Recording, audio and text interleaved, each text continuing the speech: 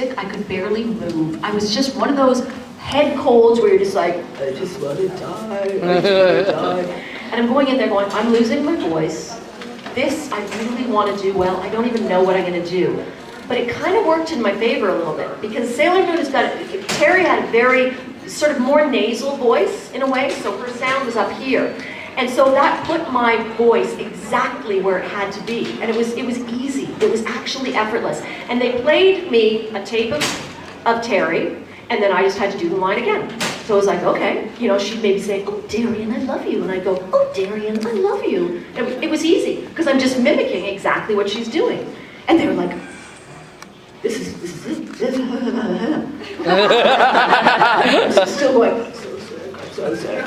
So a couple of days later, I remember so clearly I was at home, and my husband and his buddy were down in the basement.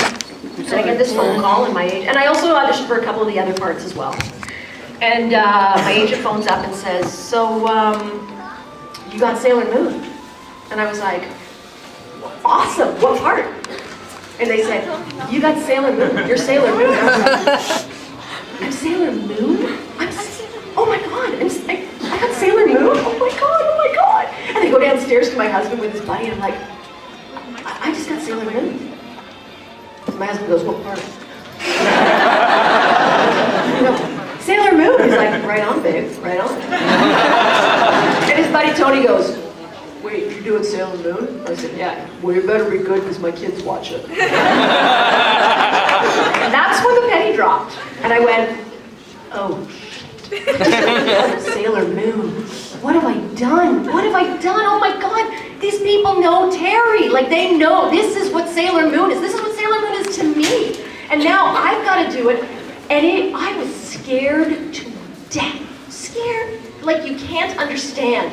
And certainly the first, I don't even know how many episodes. The first few episodes for sure were just a mind blow for me, because I would go in there, and now I didn't have Terry's voice. I didn't have her voice doing the line, and then I just had to imitate it. I had to do it on my own. I also didn't have a cold anymore. So now I had to figure out how to get my sound up here.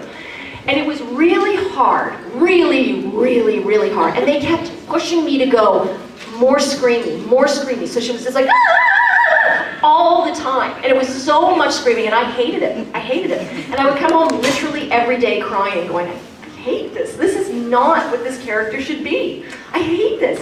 And my husband would say, you have to make this character your own.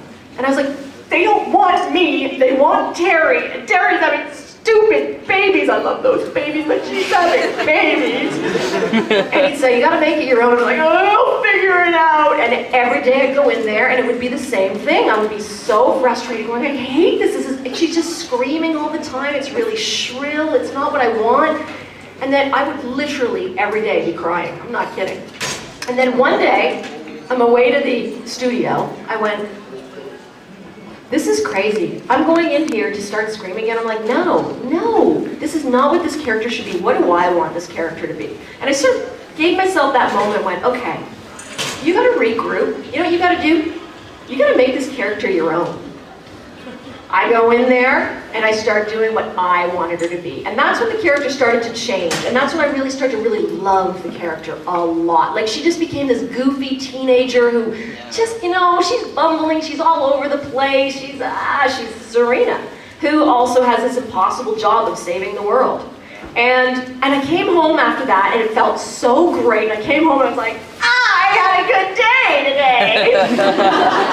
And my husband was like, really? You're not crying today? That's good. And I said, you know what I did? I finally figured it out. I had to make it my own. And my husband went, really? Good idea, honey. Right answer. He's the greatest man in the world. Don't tell him I said that. I love him. He's the best man in the world. Yes?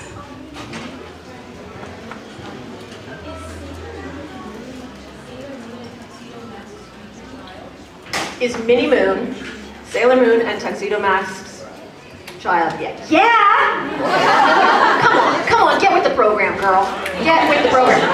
However, you and I are very alike, because I'm doing the show, right? And I'm not even realizing this, and I'm like, she's my sister in the show. She's my goofy little sister. And then I'm like, wait, whoa. In the future, wait, she's her, wait, I'm so confused. does she go after Darian when she knows in the future she's going to get him?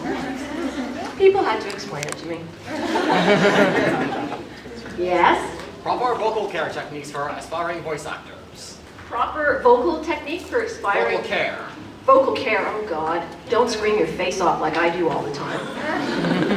You have to be very careful when you're a voice actor because you're constantly losing your voice. And if you go into an audition and you're giving a voice, like, you know, I go in for a lot of villains. I love villains. There's nothing greater in the world to play than a villain. No. But if I go in there and do a voice like this, you know, if I'm going in there and I want to do this voice, I have to do that for hours.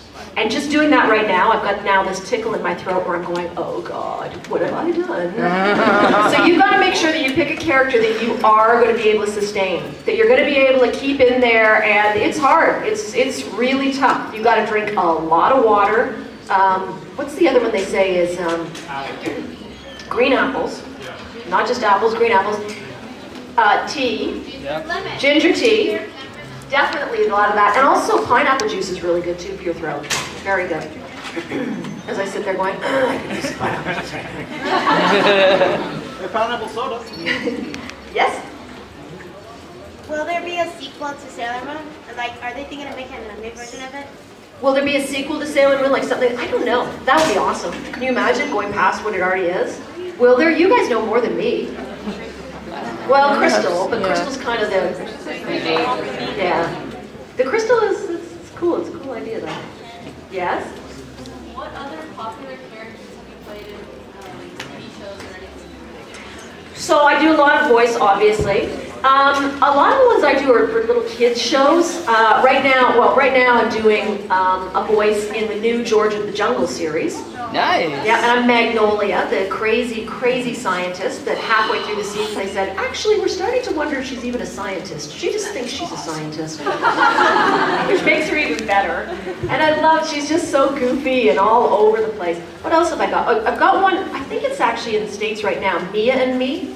It's for little kids. You have to look it up. It is one of the most beautiful, it is definitely the most beautiful cartoon I've ever done. It is so beautiful. And it starts out live action, and then she goes into this world of unicorns and fairies, and it is so beautiful, and I'm Queen Mela. I'm just this lovely, lovely queen. Quite beautiful, actually. You know how it is.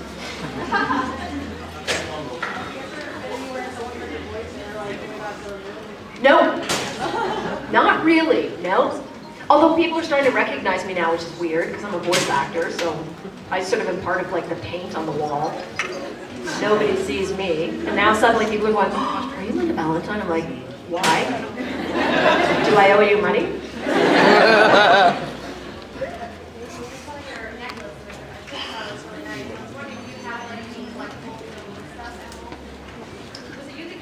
Yes. Okay, so yesterday,